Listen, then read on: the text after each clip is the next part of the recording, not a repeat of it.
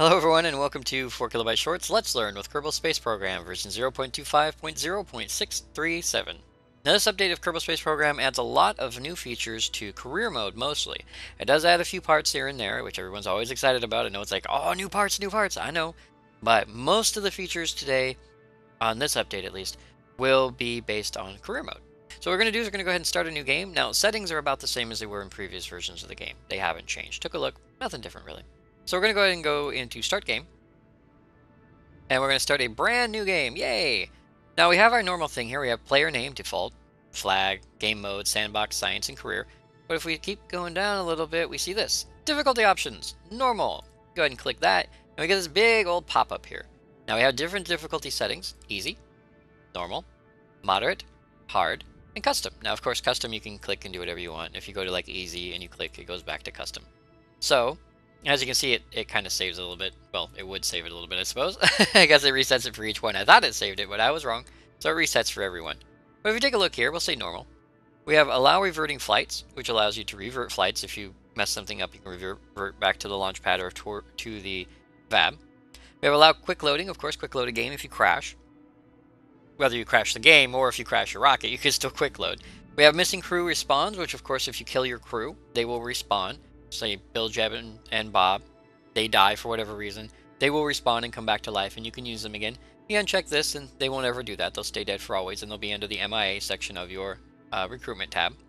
Now we have auto hire crew members before flight. This one's interesting because it's sort of bugged a little bit.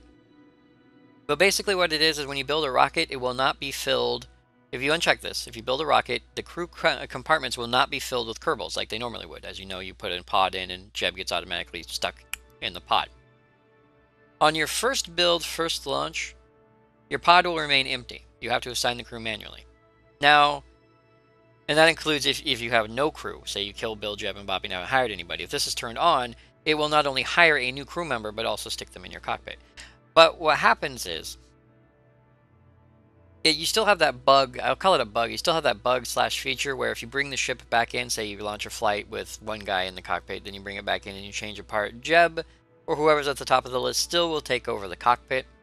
So this does not eliminate that problem, but what this allows for is a little bit more difficulty in the fact that you have to hire your own crew members before each flight and insert them into the ship before you launch it. Otherwise, you're going to end up with an empty ship when you get on the launch pad.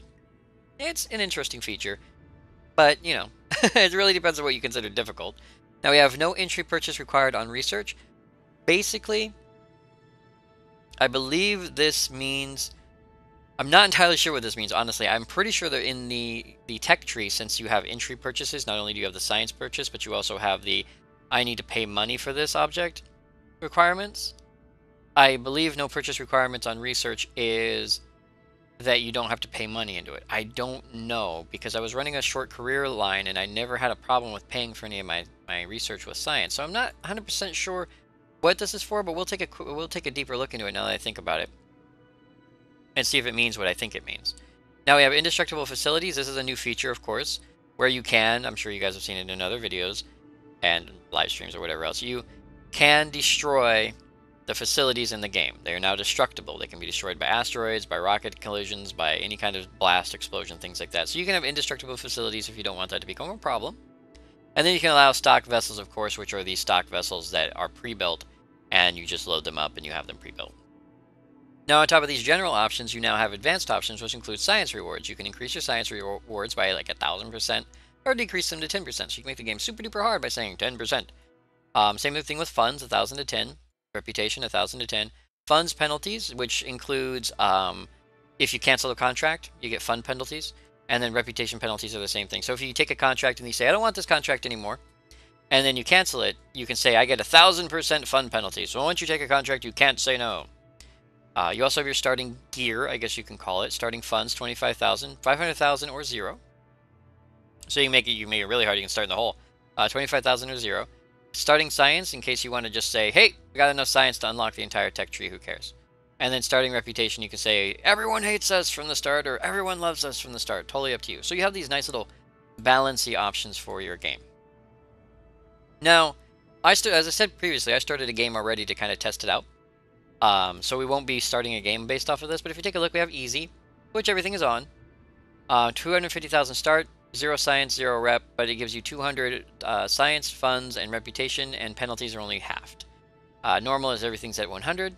The facilities can be destroyed. Stock vessels cannot be used. All this remains the same. Moderate, less money, $15,000. Allow revert flights, allow quick loading, and then it goes 90, 90, 90, 150, 150. So now it gets harder because your penalties go up. And then hard, you can't do any of this stuff. You only get 10 grand to start with, and you only get 60 science, funds, and rep, and you get 200% penalties. So hard is hard. Hard is hard. Easy is super easy, hard is super hard. So it's pretty balanced. So instead of starting a new game, since I already had one built and we're kind of into the game a little bit, I want to show you some of the things that have changed and since the last last update. And we'll take a look at some of the new features that are located inside the Kerbal Space Command, or Kerbal Space Center. And we'll take a look at how those affect the game and different things about it. So I'll see you guys back at the KSC. Alright everybody, here we are at the KSC, and as you can see, we have most of the same buildings we've had in previous versions of the game.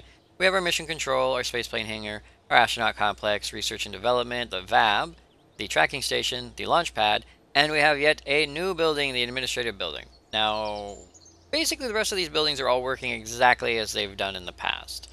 The tracking station does tracking, R&D looks the same, so does your astronaut complex, VAB, everything. So I'm sure you guys are more than a little bit interested in what the administrative building is for. So we're going to go in there. And if we take a look here, we have some new people. We have Mortimer Kerman in finances. Mortimer Kerman in finances. He's an accountant called Mortimer. He doesn't have many friends, but he likes things to be under control and arranged in right angles. This job is pretty stressful for him.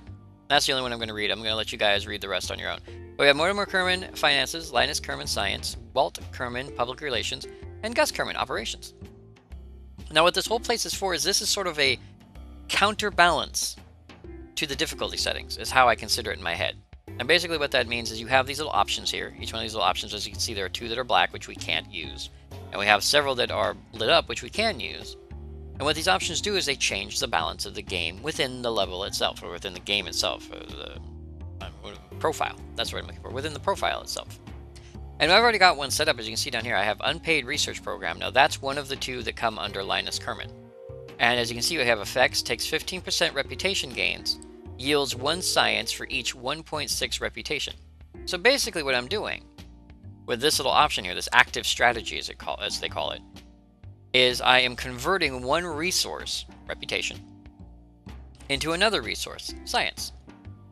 And you can do that with anything. You can let's click on one simple one. We'll click on this one here. Fundraising campaigns. We can likely raise some money by exploiting the attention that we get out of new successful ventures to remind the well-to-do Kerbals out there that we could use their support and the contents of their wallets. This is probably going to be seen as a bit cheeky of us, so be prepared to face some backlash from the public. What that means is we now take 5% reputation gain, but it yields 7.1 funds for every 1 unit of reputation. And it costs 49 reputation to set that up, meaning that we have to have X number of reputation up here. Now we have about, I don't know how much this is, like 50 or so reputation, something like that. So we've earned some rep. So we could actually spend some rep on making this happen. And every time we completed a contract, because this is based on the contract system, every time we completed a contract, we would get 5% less reputation gain, but we'd get $7.1 Kerbucks, whatever you want to call them. What do they call them? Do they call them anything? Still haven't labeled them, huh? 7.1 Kerbucks, or whatever you want to call them, for each unit of reputation. Now down here, very, very far down here, we have a commitment level. And if our commitment level is 5%. Now, what this is a fun little thing. I almost missed this. This is a slider. Now watch these numbers right here. Watch these numbers. Take 5% and yield 7.1. Take our slider and we go up. Look at that. Takes 25% of reputation gains, but we gain 7.5 funds for each 1 unit of reputation. Keep going, keep going, keep going. Boop. We just lost our reputation. So basically now, at this point, we cannot afford to set up cost, not enough rep. So we can't afford a setup cost of 286 rep. But we can drop this down to a commitment of 50%, straight up 50%. Now it takes 50% of our reputation gain and yields $8 for every 1 unit of reputation lost. And so it balances it out. So if you find that you're getting more money than you are science, you can trade science for money. If you find you're getting more rep than science, you can trade rep for science. Because each one of these has that. You have like, this is rep for money. This is rep for science, I believe. Yeah, rep for science. This is funds for science, and this one down here, of course, is rep for science. This one is funds for rep, and then funds for science. Why you'd want to do that, I don't know, but there it is. And then you have funds for rep, and then I believe this is funds for rep. No, yeah, this is funds for rep, and this one is this one's interesting because this is funds for funds, and in actuality, it has no science. This one is different than the other ones. This one, it costs more to launch a ship, but if you're really good at landing at the KSC, you get more money back for recovered vessel parts. So if you like SSTOs, this might help you out. So this is sort of like a nod to SSTO saying, hey, the more your ship you bring back, the more money you get out of it, especially if you land right next to the KSC, you know? So this one's a little bit different. It's not science for rep. So each one of these has little options, and you can set them up. And once you set them up, they become active. And once they become active, of course, you can cancel them out. But what's really interesting is this if you want to, well, let's say it this way. If you set this up, you don't have to do the math. Yeah, I thought you'd have to do the math. I'm like, oh, how am I going to do the math if I set one of these up? You don't have to. And I'll show you why. Let's go ahead and back out a little bit. We're going to head over to the mission control building. And we'll grab a random here. We'll grab this one. So we have a random contract, test hydraulic detachment manifold splashdown at Kerbal, right? Let's scroll down to our rewards. Let's just ignore the rest and scroll down to our rewards. And it says advance, $289. Completion, $1,733. And then we have 35 science plus 1. 12 science, or 12 reputation minus 2. Failure, negative 1,733, and then negative 11 rep. Look at that. 35 plus 1 minus 2. It takes into consideration those strategies you have in place to redo the math on your behalf. So it basically means that when you select one of those strategies, you don't have to come in here and be like, well, will I get plus 30, will I get minus 100? You just come in here and you look, and it says, this is how much you're going to get plus, this is how much you're going to get minus, there you go. And so it does all the math for you and displays it to you, which is wonderful. It's wonderful. And on your reward screen, when you complete a contract, it also rewards you. It shows you there as well how much your rewards were. So you have 35 plus 1 and then 12 minus 2. So in this case, we would get plus 1 science and minus 2 rep for it. Now, that will make more sense later on to do that. And if we had committed more, I think I committed about 10% to that particular set because I only had enough science to do like 10%. If we did more of a commitment, if we committed more of our resources towards it, this would be a wider area. We get much less rep and much more science. So that's a new balancing item with that contract, or the strategy system when it comes to your contracts. But I really wanted to show everybody that it does the math for you, which is totally awesome. Now, you guys might wonder what happens when you destroy the VAB, or what happens when you destroy the spaceplane hangar. How does that work in game? Because I've noticed that people have been showing that off, but they haven't really been showing the consequences of that. So what we're going to do is we're going to do a quick launch and explosion, and then I'm going to show you guys what happens to your game when you do that. So let's go ahead and load up a vessel. I have a very simplistic vessel that basically acts like a cruise missile, and we'll show what happens when we blow it up. So I'll see you guys out on the launch pad, because I'm just going to load it up really quick. I'll see you guys out on the launch pad, and we'll blow up the building, and everything will be cool, and then we're going to have to deal with the consequences. Ooh, so I'll see you guys in just a second. Alright everybody, this is the Let's Learn Bomb Shot. It's a very basic vehicle that can be used to blow up the VAB. Now just before we blow up a building, let me go ahead and tell you that you won't blow up the building if you drop a Clampatron on it, or if you drop a Mark 1 pod on it. The buildings do have health. They do have an amount that is required to blow them up, and that amount is determined basically on how big the explosion is that hits it, or how many times it's been hit. So if you drop an asteroid on it, it'll blow up. If you drop a big, huge set of tanks on it, it'll blow up. But if you drop some debris on it, it's not going to blow up the whole building, so you don't have to worry about that. So let's go ahead and just launch really quick, and we'll get it up there in the air. And I think that might be too much fuel. There you go. It's going to turn. It's kind of hard to hit it because this has a lot of power and not a lot of steering. So we're going to go ahead and just smash into the VAB and make a big boom boom. Boom! And there it goes. And now we've lost the VAB. Oh no, whatever will we do? Although it is a really awesome effect. So the VAB has been destroyed, say for instance because of an random asteroid strike, or because we messed up somehow, and you have it on super hard mode and you don't want to reload. So what we're going to do is we're going to hit escape. We're going to go back to the Space Center really quick. Now here we are back at the Space Center, and as you can see, our VAB is a big pile of broken, because we smashed a rocket into it and blew it up. But if we click on it, Now we get this. Vehicle assembly building. The VAB is where spacecraft are designed and built before being moved over to the launch pad for a flight, or for flight. Status is out of service, and we can repair it for $480,000. Except we can't. Not enough funds to repair this facility. The facility is broken and we're poor. That's a bad sign. So we've just blown up our only way to build rockets vertically. Now what's really great about Kerbal Space Program is if you want to go with this sort of system, we do have the spaceplane hangar to build ships there and launch them. And you can launch them vertically and use launch clamps, and you'll launch them from over here in the back end of the launch facility, or the runway. But this does have a permanent effect on your game, and it will cost you money to repair them. So I know a lot of people will first start playing, and the first thing they're going to do is blow up buildings. They're going to love blowing up buildings. Oh my god, I blew up the building, we got to explode. But if you play career mode, the last thing you want is for an asteroid to hit this. You don't want to bring a rocket down right on top of it. Nothing like that, because it is not cheap to rebuild it. $480,000 to rebuild this. That's like going to the moon a couple of times. You know, finishing up some of the big contracts. Because I think right now our biggest contract that we have is explore the moon, and I don't think it'll actually tell me what that contract is. Yeah, it won't tell me what that contract is right now. But that's like our biggest contract right now. We only had like 130,000 when we launched that ship. We would need 480 to repair the VAB, so that's expensive. So blowing up your stuff, probably not the brightest idea. And remember, each time you blow up a facility, that facility is no longer useful. You blow up the tracking station, you can't track your ships. Don't know how you get to them. Probably, maybe you don't. I don't even know. I wouldn't even know how to get to them if you couldn't. Maybe you could hit your map screen, launch a ship, hit your map screen, and go from there, and that would be a way to bypass it, but you couldn't do it from here anymore. Mission control, no more contracts.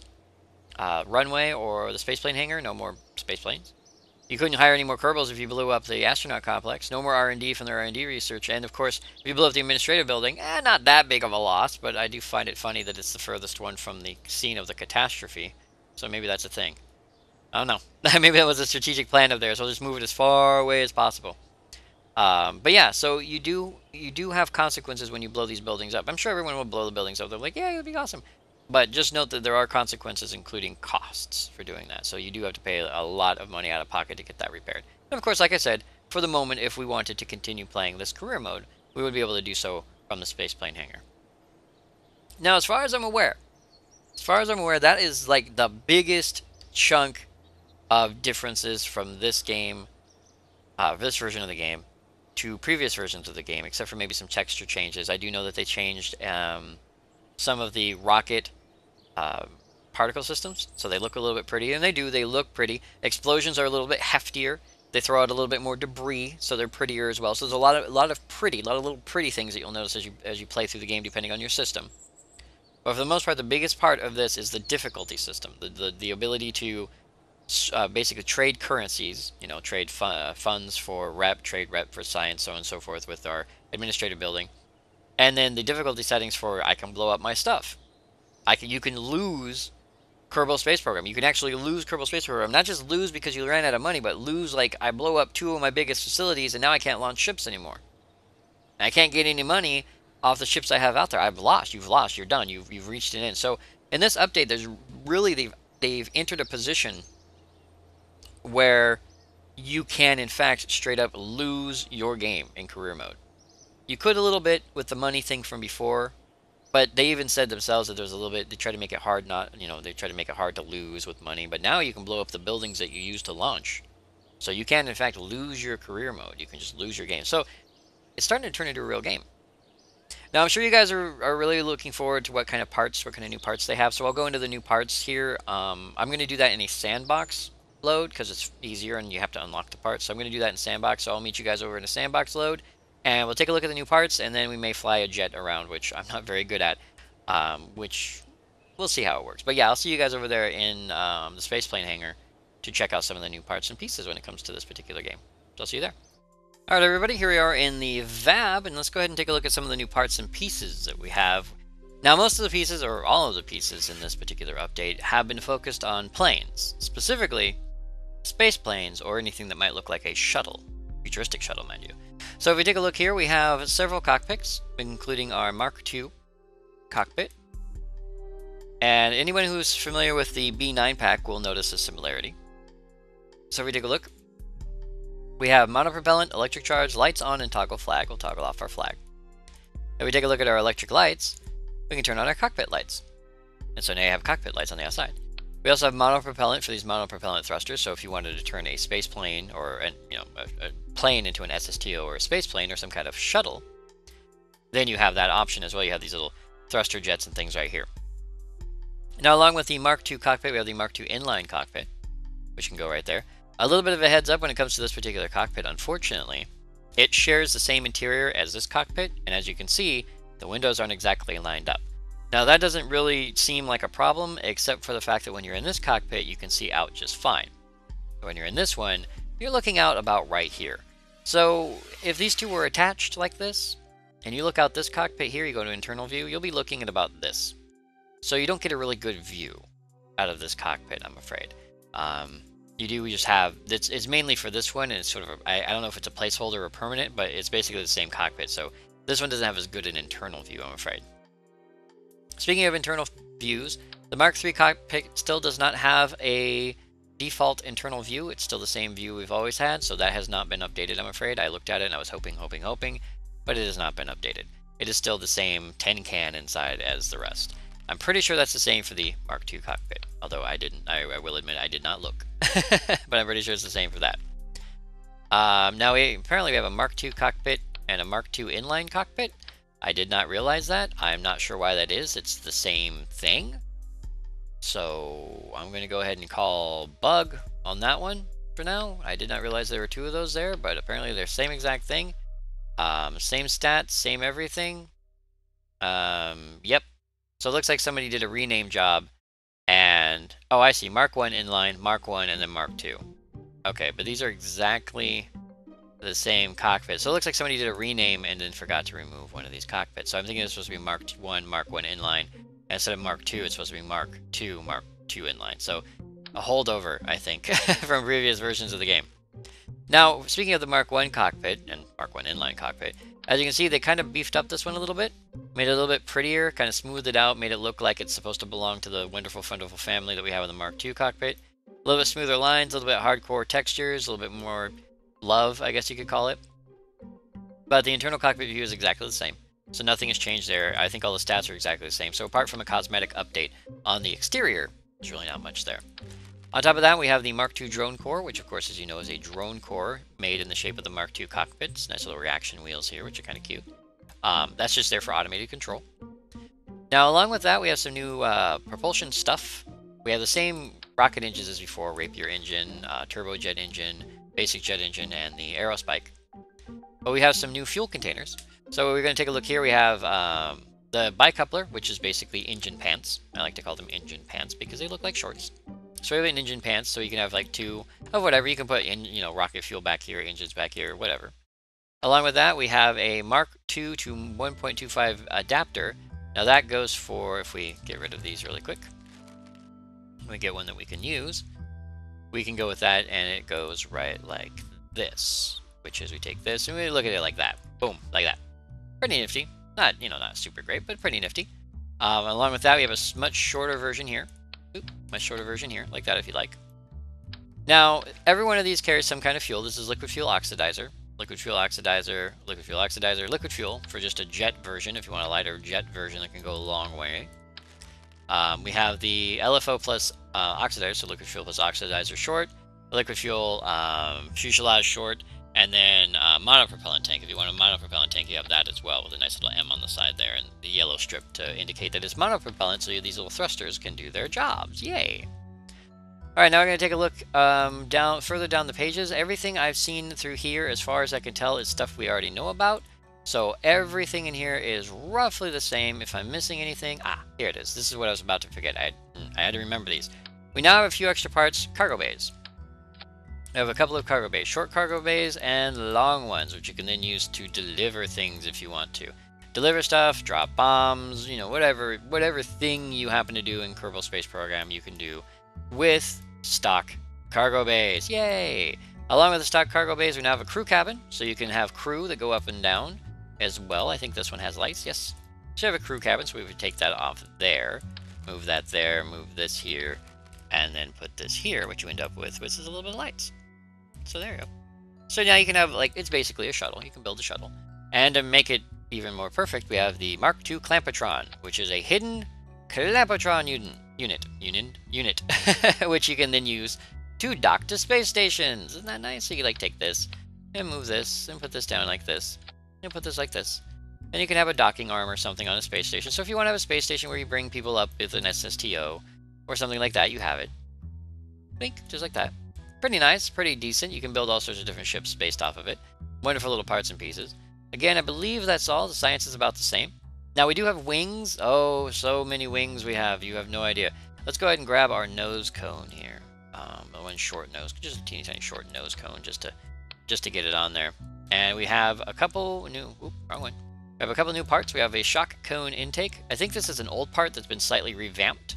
So we have the shock cone intake, which is just the cone intake for whatever engines you may have on there. Along with those, we have these little guys, structural intakes. Now, these are basically the same type of intakes as these, but they're prettier. They're just prettier. So we have these little guys right here, which you can then drop on, but like maybe put some wings on them or something like that if you want. So you have some air intakes that go along the side, some nice inline air intakes as well. Now wings. Oh, so many wings.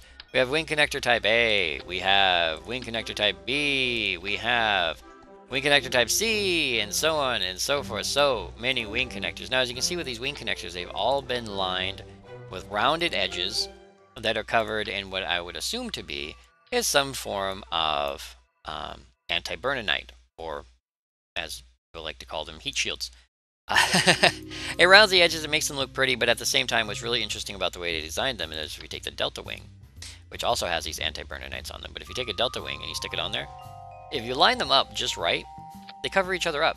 So you have this nice little streamlinedness about them when they're connected, but if they're disconnected or not connected, they have this nice rounded edges. So you no longer have to have those ugly wing edges hanging out there that you're like, ugh, I gotta cover that up with something that's terrible. You no longer have to do that. We now have smaller Delta Wings, wing struts, structural wing type A. I'm just going to go ahead and put all these out here. We have a structural wing type B, structural wing type C, structural wing type D, almost there, structural wing type A, again, that's the same A. Did I already grab that one? Probably did.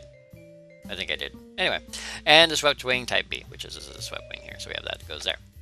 So, you know, apart from looking like a horrible porcupine or a glass shard factory, these are all the wing types, just the wing types that you have. You can build all sorts of wings with these things. Like I said, as long as you put them together just right, you can't even see a seam.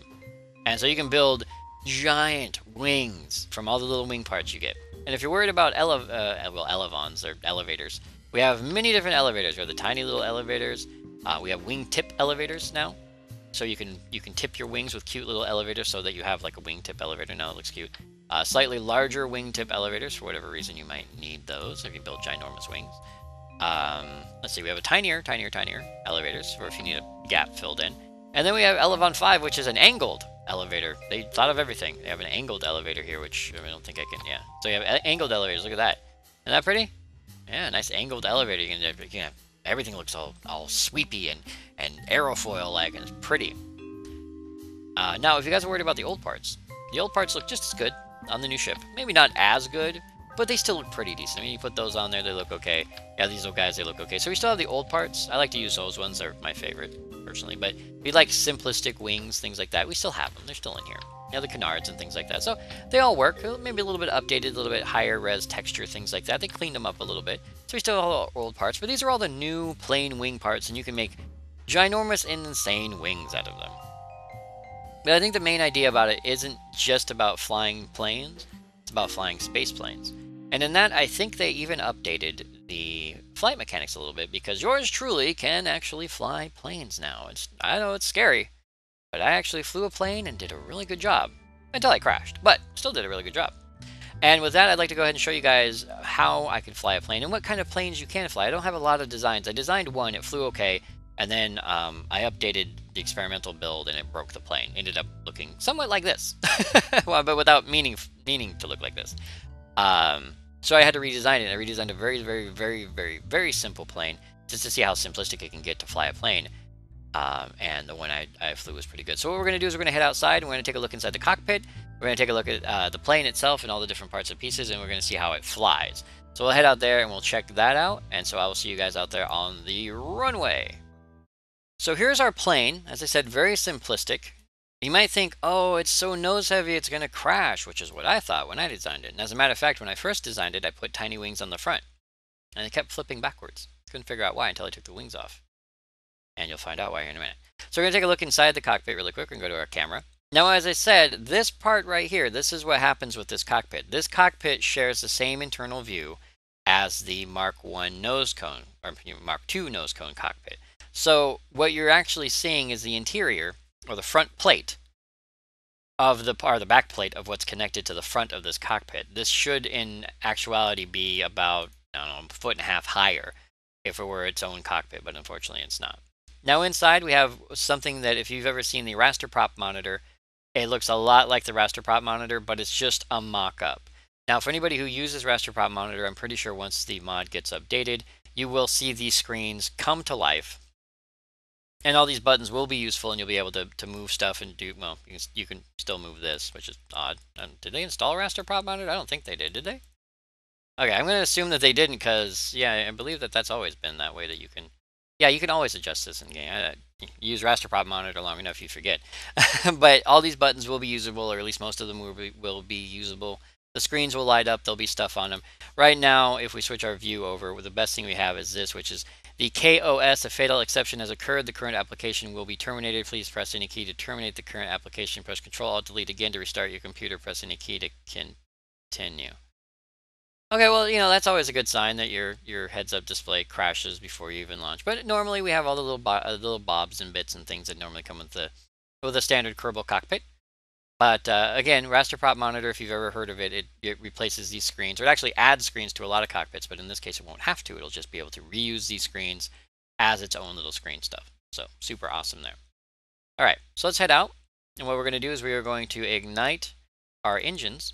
Oh, and that's something I want to show you guys, since we're out here on a flight pad. They did add a new button. I did tell you guys that they didn't add anything new in the configuration settings, but they did. They added a new button. Now, you guys know for a fact you hit Control and Shift to raise and lower your speed, right? And you hit X to make it go down to 0. They have a new button, Z. Z button shoots your speed up to full. So you can go 0 to maximum, and then any place in between. So for anybody who's like, oh, I wish I could just like go from 0 to full and just zoom out there into space, well, now you can. You can go X and Z and X and Z and X and Z. So now you have that as an option. You can just hit Z and go. It's going to take a little bit to get used to, but now you do have that option. You just go, go, go, go, go, go, go, go, go, and never have to worry. So let's go ahead and ignite our engine. And we'll back off a little bit. Now, I don't launch with wheels. Landing's not my forte. I don't feel like taking off, so we're just going to wait for everything to get to maximum. That's about right. And then we're going to go ahead and launch. And now, as you can see, it is a little bit nose heavy, but if we turn on our SAS unit, we are now perfectly fine. Yep, we're now flying perfectly fine. The SAS unit is required for this particular design. It was a very quick design, did it in about 2 minutes, in order to keep the plane from nosing forward. But apart from that, the plane flies perfectly well. It can gain altitude, it can fly around, it has enough fuel to fly for quite some time, and you can fly pretty close to the ground if you wanted to. I've done it. Now, the turning radius is a little bit light, I'll call it. If you turn too sharply, it does stall out. I did stall it out at one point, but was able to recover before hitting the ground, something I've never really been able to do before in Kerbal Space Program, which I found really entertaining to do. So I believe the flight mechanics have been updated a lot to incorporate this new space plane-ish kind of stuff. Plane probably wouldn't be so maneuverable if I didn't have thrust vectoring engines, but that is okay. We'll cope with it. So our current speed is, of course, 224.5 meters per second. And we'll just go ahead and go low to the ground so you guys can see what kind of weirdness, not weirdness per se, but what kind of maneuverability you can expect with this new type of flight design. Because I don't really fly planes, never have. They tend to crash on me, flip out, do all sorts of stuff. But with this design, you can pretty much get fairly low without taking out your engine if you're very, very lucky. I'm going to get stupid here and probably biff it on a little hill or something, but you can fly fairly low to the ground.